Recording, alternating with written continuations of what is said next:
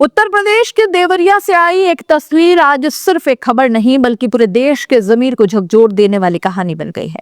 यह तस्वीर है एक बुलडोजर की, धूल उड़ाते लोहे के पंजों की, टूटते गुंबदों की और उन्हीं के बीच एक औरत की सिसकियों की, एक माँ की मिन्नतों की और एक बच्चे की मासूम आंखों की।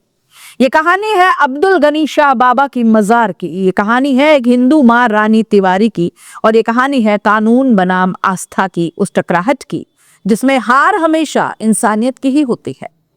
जहां बुलडोजर चला वहां भरोसा भी टूटा। देवरिया के रेलवे ओवरब्रिज के पास बनी ये मजार प्रशासन की नजरों में सरकारी जमीन पर अवैध कब्जा थी। एसडीएम कोर्ट का आदेश आया और फिर वो हुआ जो उत्तर प्रदेश में अब आम होता जा रहा है। 3 बुलडोजर, पुलिस की बैरिकेडिंग और धीरे धीरे मिट्टी में मिलते सालों पुराने ढांचे। 2 दिन तक लगातार तोड़फोड़ चली। तीसरे दिन तक मजार, चबूतरा और करीब 4000 वर्ग फीट का हॉल जमींदोज हो चुका था। बस मस्जिद का हिस्सा बचा था। सरकार के लिए एक अवैध निर्माण हटाने की कार्यवाही भर थी, लेकिन जमीन पर मौजूद लोगों के लिए ये उनकी आस्था पर चलाया गया बुलडोजर था।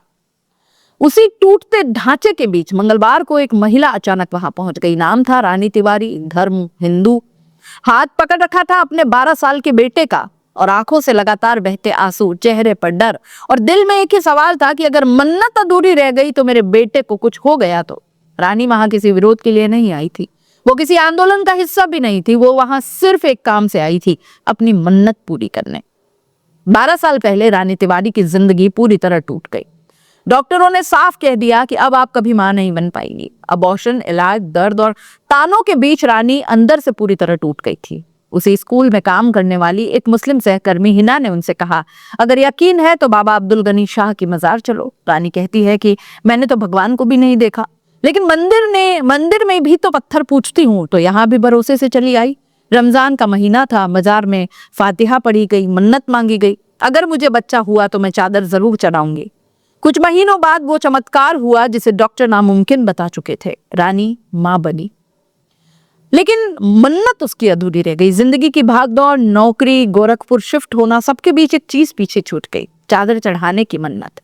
12 साल निकल गए। जब रानी को पता चला कि बाबा की मजार पर बुलडोजर चल रहा है तो उसके पैरों तले जमीन खिसक गई। वो रातों रात गोरखपुर से देवरिया भागी, पति को बिना बताए ऑटो पकड़ा, बेटे को लेकर मजार पहुंची और बोली कि अगर मैं नहीं आई होती तो ये कसक जिंदगी भर रह जाती। मेरे बच्चे को कुछ हो गया तो मैं खुद को कभी माफ नहीं कर पाती। पति रानी के प्रति पंडित हैं और वो इस मजार पर जाने के सख्त खिलाफ थे, इसलिए रानी ने उनसे झूठ कहा, मार्केट जा रही हूँ। लेकिन असल में वो अपने बेटे को लेकर टूटती मजार के बीच खड़ी थी, हाथ जोड़कर रो रही थी और चादर के पैसे कमेटी को दे रही थी। वो कहती है कि भगवान, मैंने आपको नहीं देखा, लेकिन मेरा भरोसा ही मेरी पूजा है, बस मेरे बच्चे को सही रखना। यह सिर्फ मजार नहीं थी जिस जगह को सरकार अवैध निर्माण कह रही है, वो जगह कई लोगों के लिए आस्था का सहारा थी। यहाँ सिर्फ मुसलमान नहीं आते थे, हिंदू, सिख, गरीब, अमीर, हर कोई अपनी मन्नत लेकर आता था। बुलडोजर ने सिर्फ ईंट पत्थर नहीं तोड़े, उसने सैकड़ों लोगों के विश्वास को भी रौंदा।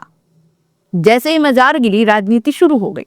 बीजेपी विधायक शलभमणि त्रिपाठी ने योगी सरकार को धन्यवाद किया और कहा कि ये वही मजार है जिसके लिए आरएसएस प्रचारक राम नगीना यादव की हत्या हुई थी। उन्होंने मांग की कि जमीन कब्जाने वालों पर केस हो, मुआवजा वसूला जाए, सभी को जेल भेजा जाए। सोशल मीडिया पर धमकियां भी दी गई, पुलिस जांच कर रही है।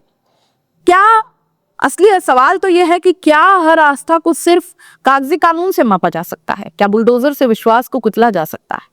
क्या किसी माँ की मन्नत भी अवैध हो सकती है? कानून अपना काम करेगा, ये सही है, लेकिन इंसान की आस्था भी कोई अपराध नहीं होती। लेकिन भरोसा खड़ा रहा, बुलडोजर ने सिर्फ ढांचा गिराया। देवरिया की मजार भले ही मिट्टी में मिल गई हो, लेकिन रानी तिवारी की आंखों के आंसू बता गए कि कुछ चीजें गिरती है, कुछ चीजें कभी नहीं गिरती, और उनमें सबसे बड़ी चीज है एक माँ का भरोसा। आप इस पूरे मामले को कैसे देख रहे हैं? अपनी राय कमेंट बॉक्स में लिख दीजिए। जाते जाते चैनल को लाइक, शेयर और सब्सक्राइब जरूर कर दीजिए। नमस्कार।